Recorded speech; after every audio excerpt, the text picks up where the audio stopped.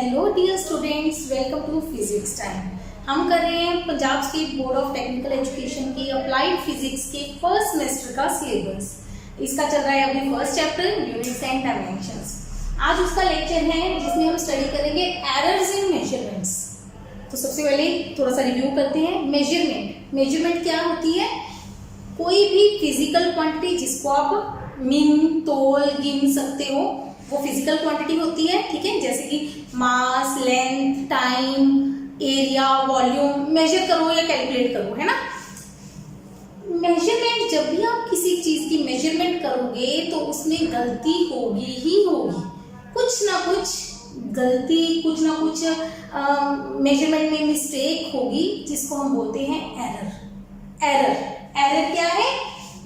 किसी भी मेजरमेंट में जो मिस्टेक है। मतलब क्या है? इसकी डेफिनेशन लिखूंगी, पर उससे पहले समझो। मान लो आपने किसी चीज का मास तोला, मान लो इसका मास तोला मैंने डस्टर का। इसका एक्चुअल मास इस डस्टर का है मान लो 50 ग्राम। कितना है? 50 ग्राम।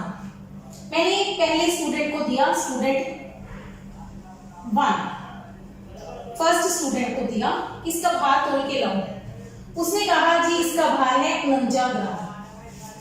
सेकेंड स्टूडेंट को दिया मैंने, इसका भार तोल के लाओ।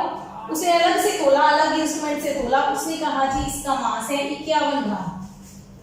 ठीक है, हो सकता है थर्ड स्टूडेंट हो, वो उसका भार तोल के लाए 50 ग्राम। मेरे सारे सेम तोल के लाए, में भी कोई ज्यादा कोई कम, कुछ भी गलत तोल के लाए। तो ये जो स्टूडेंट्स ने मेजर किए हैं, इनको हम बोलते हैं मेजर्ड वैल्यू। किसी भी क्वांटिटी की मेजर्ड वैल्यू क्या है? और ये एक्चुअल वैल्यू इसको बोलते हैं ट्रू वैल्यू या एक्चुअल वैल्यू। किस चीज की? यहां पे है ये मास की, लंबाई की, किसी भी क्वांटिटी की हो सकती है। एक होगी ट्रू वैल्यू या एक्चुअल वैल्यू, दूसरी होगी मेजर्ड वैल्यू, या इसको हम बोलते हैं ऑब्जर्व्ड वैल्यू। ठीक है, जो हम मेजरमेंट करेंगे वो मेजर्ड या ऑब्जर्व्ड वैल्यू होगी, जो एक्चुअल उसकी वैल्यू है वो ट्रू या एक्चुअल वैल्यू होगी। तो इन दोनों के डिफरेंस को हम क्या बोलते हैं? एरर। तो what is error? Error is true value minus measured value. True में से मेजर्ड माइनस कर दो तो हमारे पास क्या आ जाती है? एरर। समझ आया एरर क्या है? तो एरर क्या है?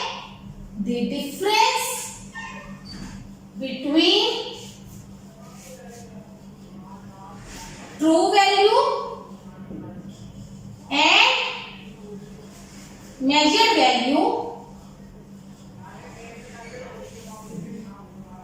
and measured value of a quantity is called error। समझ आ गई? ट्रू और मेजर्ड वैल्यू का डिफरेंस, उस डिफरेंस को हम क्या कहते हैं? एरर। कि हमारी ट्रू वैल्यू कुछ और थी, जब बच्चे ने मेजर किया, एक्सपेरिमेंट किया तो वैल्यू कुछ अलग आई, तो उन दोनों के डिफरेंस को हम क्या बोलेंगे? एरर। समझ आ गई पहले? What is error in measurement? True value, actual value. जैसे एक मेरे पास मार्कर है, इस मार्कर की मैंने कहा लंबाई मेजर करो।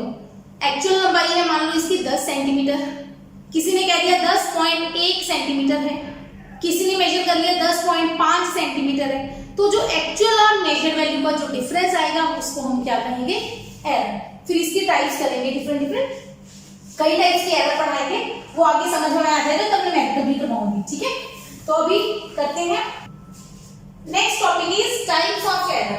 एरर कितने टाइप की होती है? एरर को हम 3 कैटेगरीज में डिवाइड करते हैं। फर्स्ट है सिस्टेमेटिक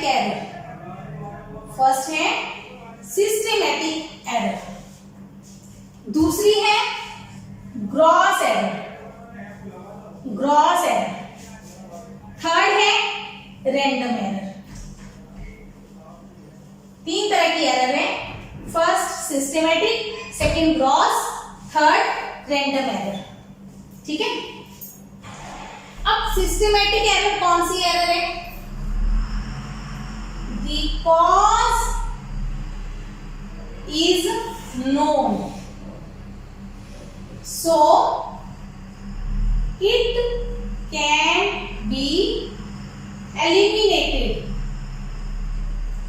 सिस्टमैटिक एरर्स वो एरर हैं जिनका कारण कॉज हमें पता है, नोन है, सो इनको हम रिमूव कर सकते हैं, एलिमिनेट कर सकते हैं। It can be removed. इस तरह की गलती को हम रिमूव या कम कर सकते हैं। ठीक है, रिमूव भी कर सकते हैं। कैसे रिमूव करेंगे? पहले इसकी टाइप्स पढ़ लेते हैं। ये सिस्टमैटिक एरर को आगे हम 3 पार्ट्स में डिवाइड करते हैं। फर्स्ट एरर है इसमें आती instrumental error.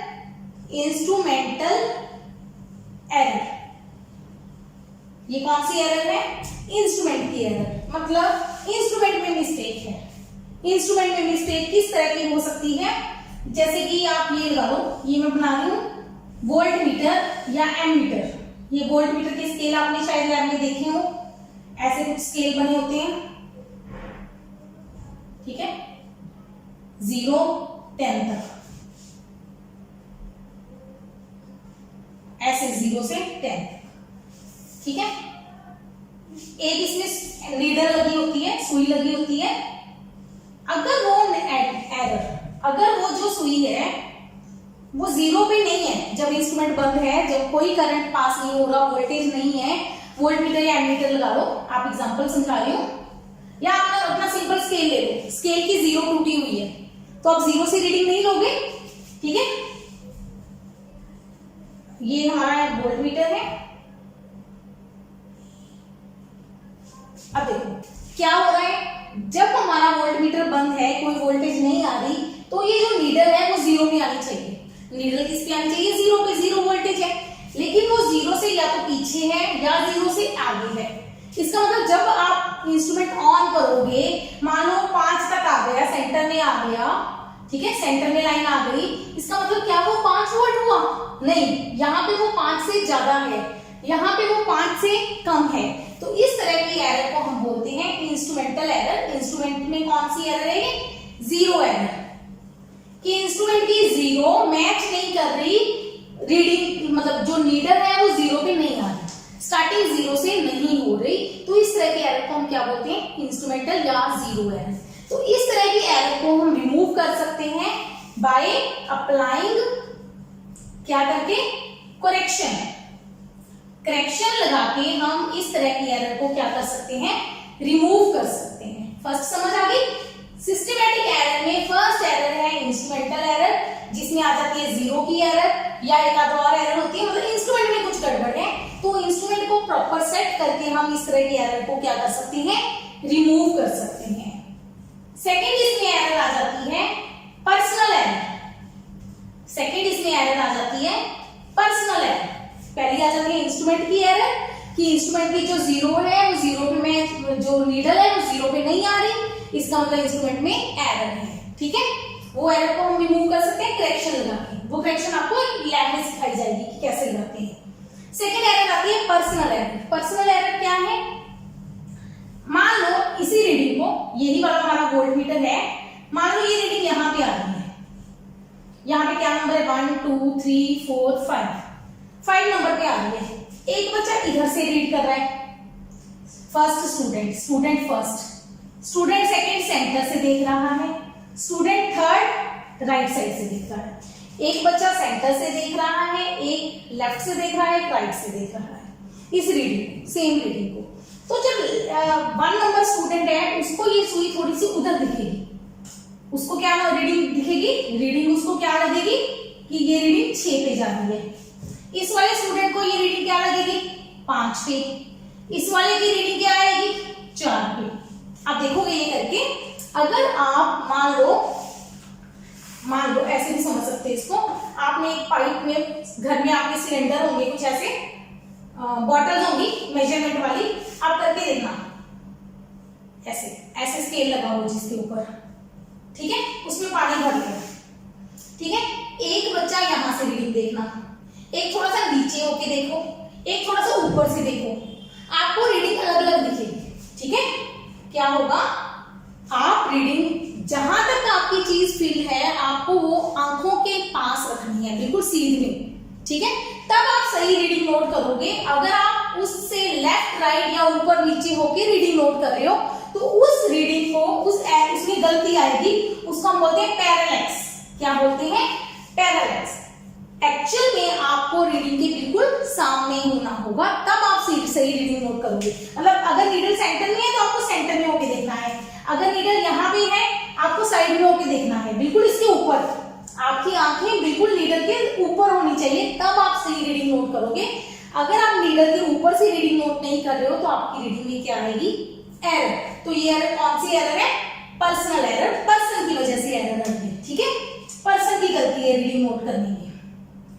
Third error, third type की एरर आती है इसमें, एनवायरमेंटल एरर। Environmental error. अब देखो क्या एनवायरमेंट की एरर, मान लो आपको ये एक्सपेरिमेंट कर रहे हो, ठीक है। आप रेसिंग, आप क्या एक्सपेरिमेंट कर रहे हो, पेंडुलम का एक्सपेरिमेंट कर रहे हो। पेंडुलम बताया था पिछले उसमें, याद है, एक बॉल को लटकाया हुआ है, बॉल को हिलाया, तो ये आप इसका टाइम पीरियड नोट कर रहे हो। टाइम पीरियड का मतलब क्या होता है, यहाँ पर बना के दिखा देती हूँ, ये मैं मिटा दूंगा। मतलब ये पैरालैक्स समझ आ गया कि आपको जब भी रीडिंग नोट करनी है, जहां तक बॉटल भरी है वो लेवल आपकी आंखों के सामने होना चाहिए। अच्छा, हम कर रहे थे पेंडुलम की बात, ये फिक्स है, यहां से बॉल लटकाई हुई है, उस बॉल को यहां लाके छोड़ा तो पेंडुलम यहां आ गया, यहां छोड़ा वापस गया, यहां वापस आ गया। तो ये एक चक्कर लगाने में हम टाइम पीरियड नोट कर रहे हैं, ठीक है। एक चक्कर लगाने में लगने वाले टाइम को क्या बोलते हैं, टाइम पीरियड। हम इसका टाइम पीरियड नोट कर रहे हैं। क्या हुआ, बहुत तेज हवा चल पड़ी, बहुत तेज हवा चल पड़ी, तो क्या होगा, अगर हवा इस डायरेक्शन में चल रही है तो इसकी स्पीड चेंज होगी, स्पीड से इसका टाइम पीरियड भी चेंज होगा, ठीक है ना। हो सकता है हवा इस साइड इतनी चल रही हो कि हमने वहां भेज दिया, ठीक है, वहां गया, तो हवा इतनी तेज चल रही है वो वहां पहुंच जाएगी, बहुत धीरे धीरे गया, फिर एकदम से यहां आ गया, तो वो जो इसका टाइम पीरियड है वो क्या हो जाएगा, चेंज हो जाएगा, टाइम में गलती आएगी। तो एनवायरमेंट हो गया ना, एनवायरमेंट की वजह से, किसकी वजह से, विंड की वजह से, या टेम्परेचर चेंज हो गया। आप टेम्परेचर का एक्सपेरिमेंट कर रहे हो, टेम्परेचर नोट कर रहे हो, गर्मियों में करोगे तो अलग आंसर आएगा, सर्दियों में करोगे तो अलग आंसर आएगा। प्रेशर बदल गया, ठीक है। तो इन फैक्टर्स की वजह से, एनवायरमेंट की फैक्टर, एनवायरमेंट का मतलब समझ गए ना, वातावरण की वजह से हवा चल पड़ी, टेम्परेचर, प्रेशर चेंज हो गया, नमी ज्यादा आ गई, नमी को क्या बोलेंगे, ह्यूमिडिटी, ह्यूमिडिटी ज्यादा आ गई। तो इन कारणों की वजह से जो एक्सपेरिमेंट में एरर्स आएंगी, उन एरर्स को हम क्या बोलते हैं, एनवायरमेंटल एरर्स। तो क्या इन एरर्स को हम रिमूव कर सकते हैं, बिल्कुल। हम कैसे रिमूव करेंगे कि आप एक्सपेरिमेंट जिस जगह पे करो वहां पे, रूम के अंदर जैसे एक्सपेरिमेंट करोगे, लैब के अंदर करोगे, तो वहां पे हवा का रोल नहीं आना चाहिए, टेम्परेचर, प्रेशर चेंज नहीं होना चाहिए। तो ये सब कुछ कंट्रोल करके आप एक्सपेरिमेंट में एरर को क्या कर सकते हो, रिमूव कर सकते हो। समझ आ गई। तो ये फर्स्ट टाइप की 3 एरर्स हैं। सिस्टमैटिक एरर में 3 तरह की आगे एरर है, इंस्ट्रूमेंट की error, personal error, environment error, और इन तीनों को हम इजीली रिमूव कर सकते हैं। क्लियर। चलो, ये हमारी फर्स्ट टाइप की एरर हो गई। बस इसका इतना नोट कर लो, समझ आ गया होगा आपको कि फर्स्ट एरर, सिस्टमैटिक एरर्स कौन सी है, जिसका कारण हमें पता है और इनको हम इजीली रिमूव कर सकते हैं। Second error, gross error. It is due to carelessness of observer. ये क्यों है, ऑब्जर्वर की केयरलेसनेस के कारण, कि ऑब्जर्वर कौन है, जो बच्चा एक्सपेरिमेंट कर रहा है। देखो, जो भी हम बात कर रहे हैं ना मेजरमेंट्स की, मेजरमेंट करना क्यों है, हम कोई एक्सपेरिमेंट कर रहे हैं, कुछ ना कुछ फाइंड आउट कर रहे हैं ना। हम भार तोड़ रहे हैं तो वो भी माने कि एक्सपेरिमेंट है, सिंपल, कि जिस चीज का भार तोड़ना है, इसका भार तोलो, तो वो एक एक्सपेरिमेंट है, छोटा सा एक्सपेरिमेंट है, भार तोड़ना है। सिंपल रखना क्या है, इस चीज को वेइंग मशीन पे रखो और रीडिंग आ जाएगी आपकी, ठीक है। तो ग्रॉस एरर क्या है, जो बच्चा एक्सपेरिमेंट कर रहा है उसकी केयरलेसनेस है,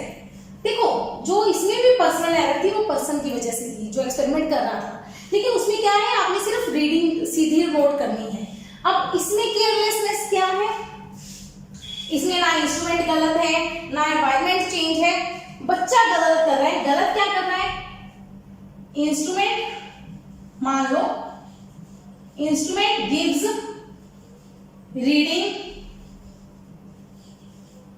12.17 सेंटीमीटर, स्टूडेंट नोट्स डाउन, क्या नोट करता है, 12.71 सेंटीमीटर। देखो वही रीडिंग है, इंस्ट्रूमेंट ने कितनी दी, 12.17, उसने कितनी नोट की, 12.71, एक साथ को 7 लिख दिया कॉपी में। अब ये कौन सी गलती है, क्या ये पर्सनल गलती है, नहीं, पर्सनल गलती में क्या होगा, सिर्फ आपकी रीडिंग लेने का तरीका गलत है, इसमें रीडिंग लेने का तरीका गलत नहीं है, केयरलेसनेस है। ठीक है, ध्यान ना देना, प्रॉपर ध्यान ना देना, एक्सपेरिमेंट कर रहा है बच्चा लेकिन ध्यान कहीं और है। ठीक है, यहाँ पे तो ये था कि इसको करना नहीं आता, हमने एक बार समझा दिया वो कर लेगा, लेकिन ये क्या है, ये गलती है। इस तरह की गलती को रिमूव करने के लिए क्या है, ऑब्जर्वर है जो हमारा, वो स्मार्ट होना चाहिए। ठीक है, उसको काम ध्यान से करना आना चाहिए। समझ आ गई, तो ये होती है हमारी क्रॉस एरर। ठीक है, इसके कोई आगे टाइप्स नहीं है, बस ये ऑब्जर्वर की गलती है। पर्सनल एरर का ही एक पार्ट है एक तरह से, लेकिन पर्सनल एरर में बच्चे को हमने एक्सपेरिमेंट का मेथड नहीं आता था, वो सिखाया है। इसमें मेथड सब आता है, लेकिन उसकी गलती है, उसको नोट डाउन करने में गलती कर दी। ठीक है, या जीरो एरर देखी नहीं भी, जीरो एरर भी है, हमने बताया हुआ है, लेकिन वो चेक नहीं कर रहा, उसका ध्यान नहीं है। तो उस तरह की एरर को हम क्या बोलते हैं, ग्रॉस एरर, जब हमारा स्टूडेंट काम करने में इंटरेस्टेड नहीं है, उसका ध्यान नहीं है। ठीक है, और थर्ड टाइप की error, last error, random error. वो कौन सी एरर है, द कॉज इज अननोन, जिसका कारण ही नहीं पता, जिसका कारण नहीं पता, उस एरर को हम क्या बोलते हैं, रैंडम एरर। ये अपने आप आई जा रही है, कहां से आ रही है, क्यों आ रही है, कुछ नहीं पता, पर ये आएगी आएगी। इसको हम रिमूव नहीं कर सकते क्योंकि कारण ही नहीं पता। जब कारण नहीं पता, देखो इसमें भी आपका कारण नहीं पता इसमें, लेकिन आप इसको रिमूव कर सकते हो कि बच्चों को ध्यान से बोल के कि हर रीडिंग को ध्यान से देखो। ठीक है, ये सारे तो हम इजीली रिमूव कर सकते हैं, लेकिन रैंडम एरर को आप रिमूव ही नहीं कर सकते कभी। ठीक है, कभी आप इसको रिमूव नहीं कर सकते क्योंकि इसका कारण नहीं पता। जैसे कि सिंपल से एग्जांपल समझाती हूँ, बिल्कुल सिंपल सा मतलब लॉजिक, एक रैंडम एरर की एग्जांपल थी कि हमने एक बार पॉइंट उछाला, हेड आ गया, दूसरी बार सेम स्पीड से सेम उससे उड़ाया और टेल आ गया, कहां फर्क रहा, कोई कारण है इसका, नहीं कारण है। तो इस टाइप की एरर को हम क्या बोलेंगे, रैंडम एरर, जिसका कारण हमें नहीं पता। ठीक है, तो क्या हम इसको रिमूव नहीं कर सकते, तो फायदा क्या है, इसको हम इट कैन बी मिनिमाइज्ड, इसको हम रिमूव नहीं कर सकते पर कम कर सकते हैं। कैसे, by increasing number of trials. इसको कैसे मिनिमाइज कर सकते हैं, by increasing number of trials, कि एक्सपेरिमेंट को जो करना है वो बार बार करो।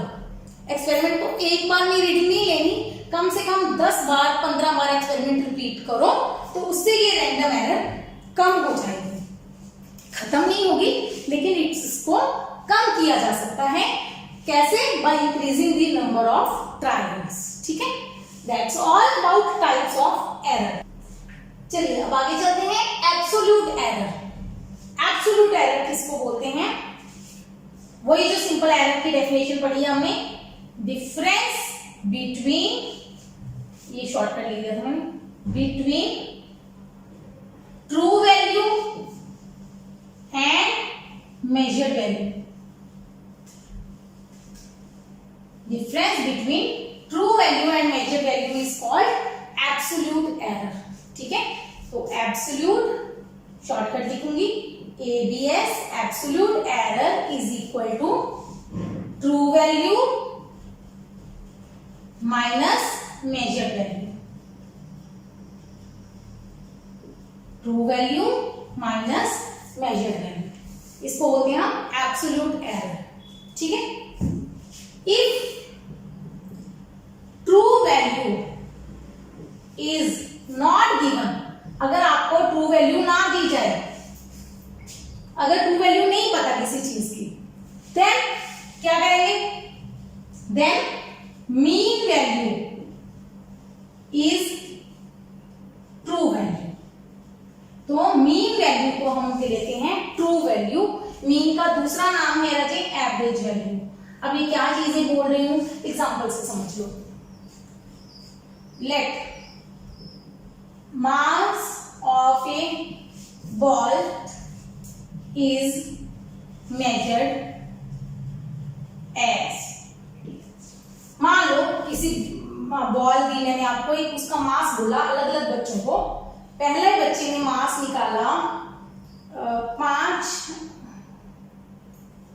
25.2 ग्राम, दूसरे बच्चे ने मास निकाला 25.5 ग्राम, तीसरे बच्चे ने मास निकाला 25.4 ग्राम, चौथे बच्चे ने मास निकाला 25.3 ग्राम।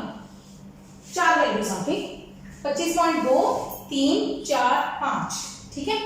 4 बच्चों ने 4 अलग अलग मास निकाले। ओके, और पांचवें बच्चे को और लिखा लेते हैं। पांचवें बच्चे ने मास निकाला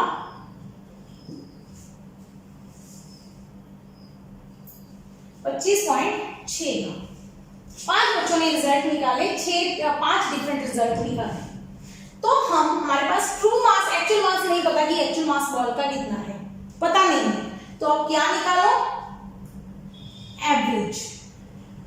एवरेज निकालो। एवरेज कैसे निकालते हैं, किसी भी चीज का एवरेज निकालने के लिए आप क्या करो, उसकी जितनी वैल्यूज हैं, छोटी क्लासेस में निकाला होगा, 9th 10th क्लासेस में मैथमेटिक्स में होता था, मैथ में होता था स्टैट चैप्टर, इसको होते हैं हम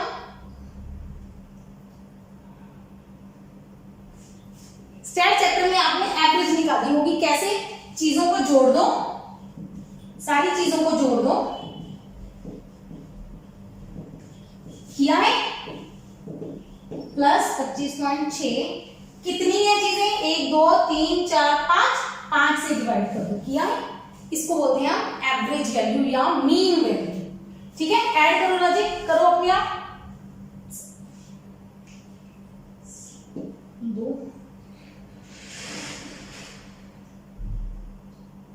127 डिवाइडेड बाई 5, तो आंसर आ जाएगा 25.4 ग्राम आंसर आ गया।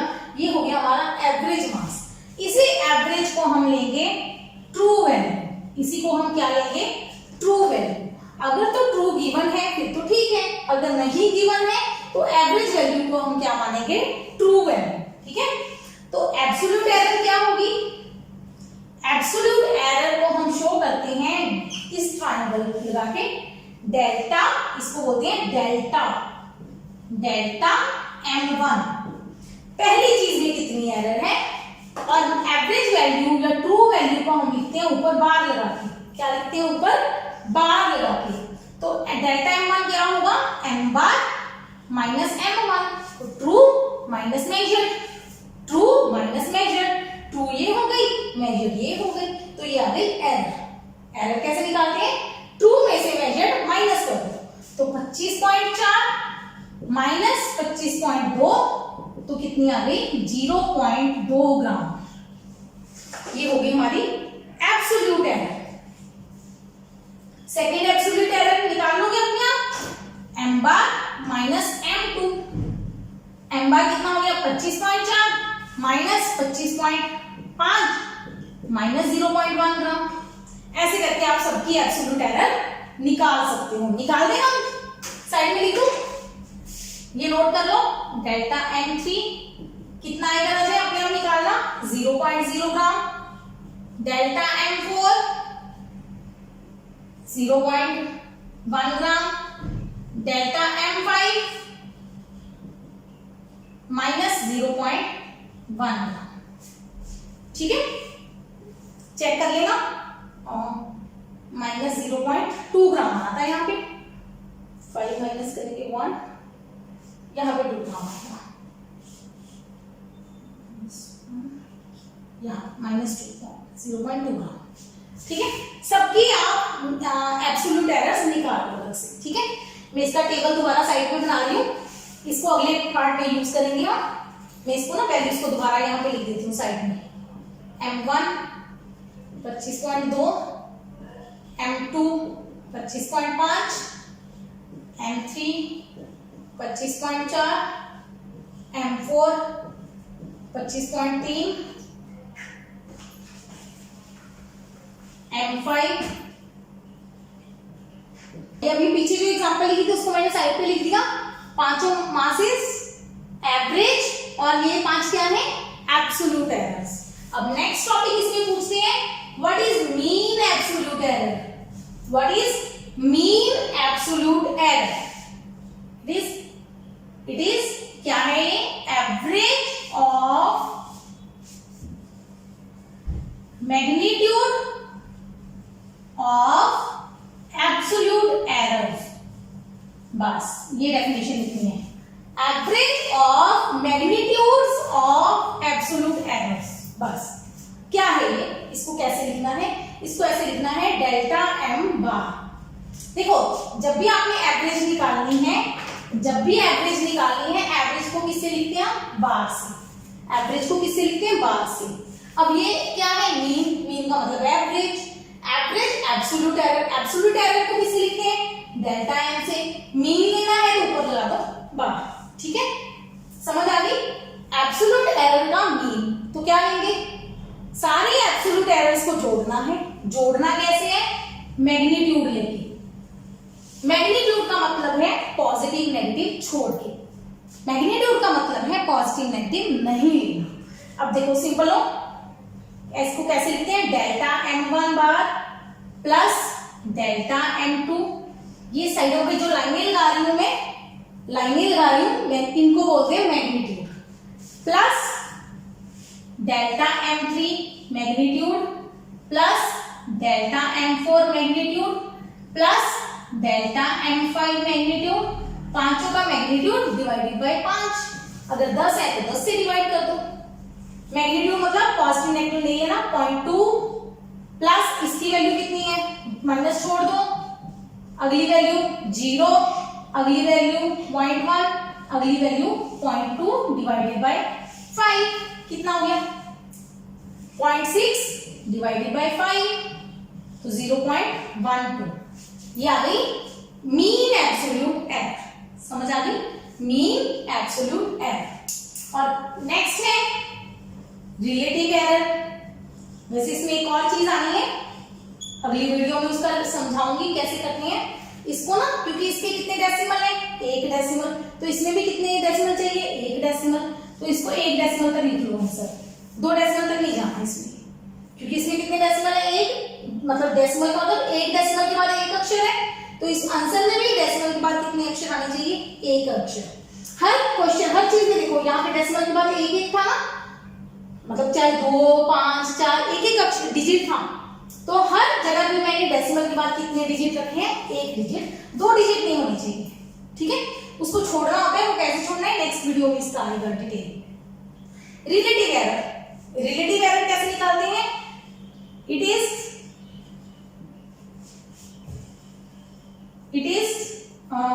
Ratio of mean absolute error and mean value.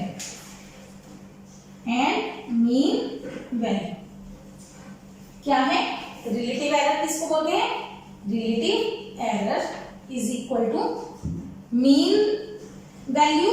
Mean error ये हो गई divided by mean value.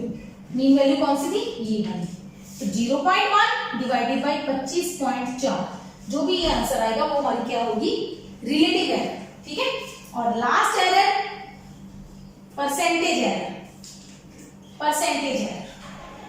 Percentage error कैसे निकालेंगे, रिलेटिव एरर मल्टीप्लाई बाय 100, इसको बोलते हैं परसेंटेज एरर।